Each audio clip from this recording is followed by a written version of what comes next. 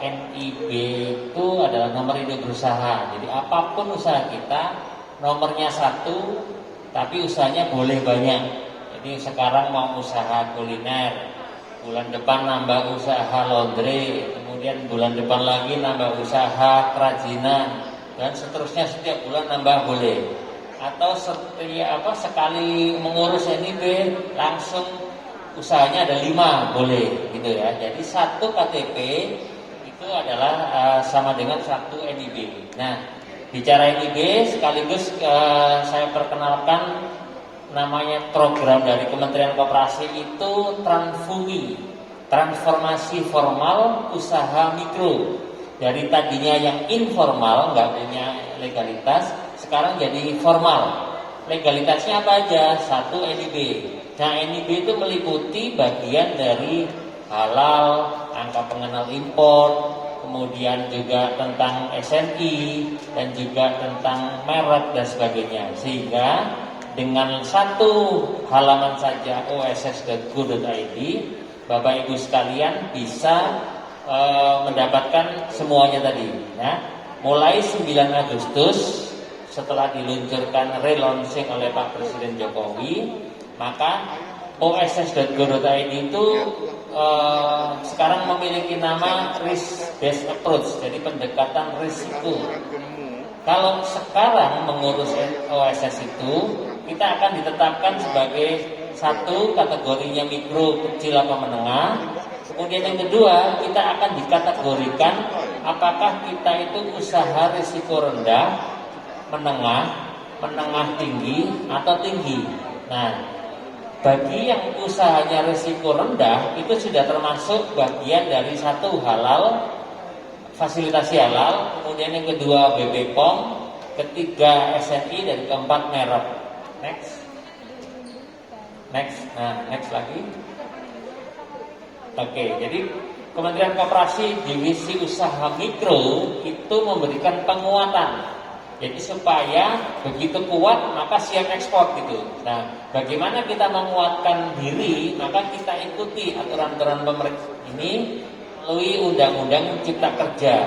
Next, ada PP nomor 567 serta 36 yang bisa meningkatkan kualitas teman-teman.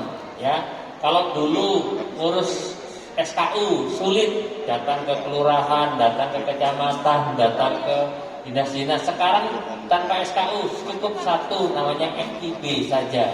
Ya, SIUP TDP itu sebagai bagian dari NIB sekarang. Jadi sudah tidak perlu lagi SIUP TDP, tapi NIB saja.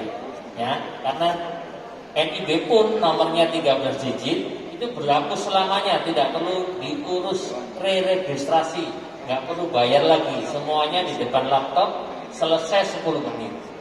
Next lagi. Nah, ini ada 2 bagian.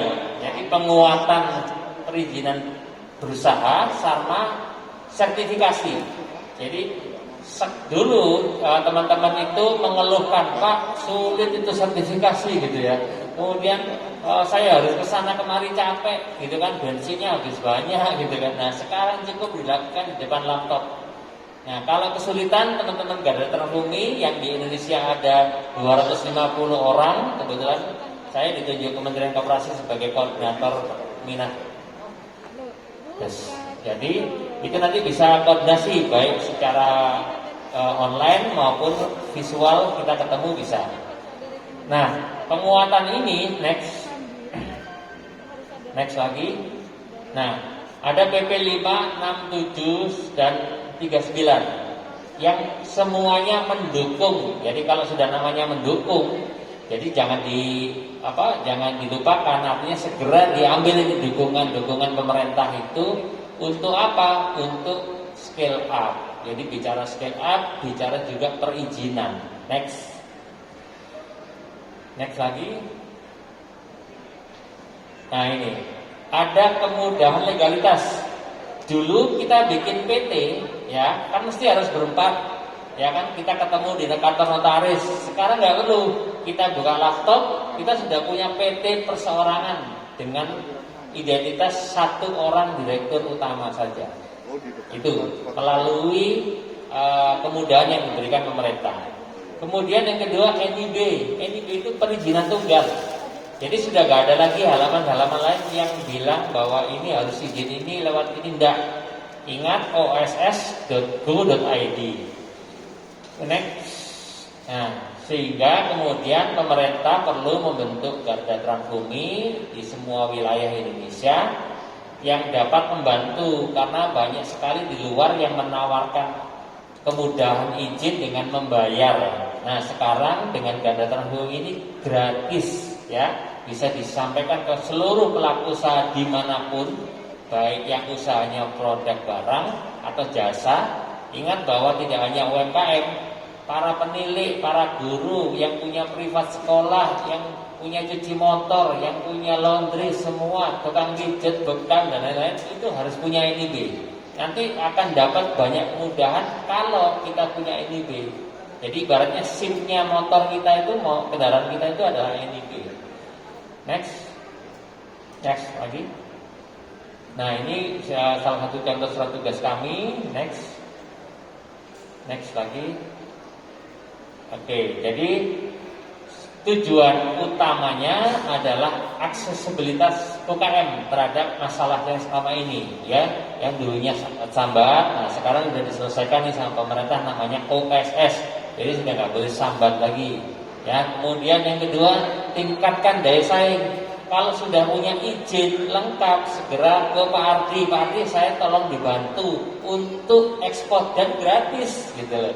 Ya, silakan melalui kontak email, apa telepon, apa data langsung tadi sudah dijelaskan, ya. Sehingga daya saing teman-teman itu tidak hanya jualan di Surabaya, di Blitar, di Malang, tapi luar negeri bisa, tapi lalui dulu perizinan berusahanya. Next. Nah, inilah yang tadi saya bilang ada 4, BP POM, halal, kemudian merek dan SNI itu sudah jadi satu bagian di NIB kalau risikonya rendah. Tapi kalau usahanya berisiko menengah tinggi atau tinggi, tentu ada tambahan sertifikasi standar namanya yang harus diurus di setiap kabupaten kota. Next. Tadi disampaikan di Kementerian Agama yang sudah mungkin flyernya ada di teman-teman UMKM, yaitu programnya namanya Sehati. Nah, Sehati itu juga syarat utamanya harus punya NIB yang RBA, ya, bukan NIB yang lama. Pertanyaannya, kalau gimana punya NIB yang lama? Di-upgrade, nomornya tetap sama, tapi fungsinya menjadi meningkat. Next.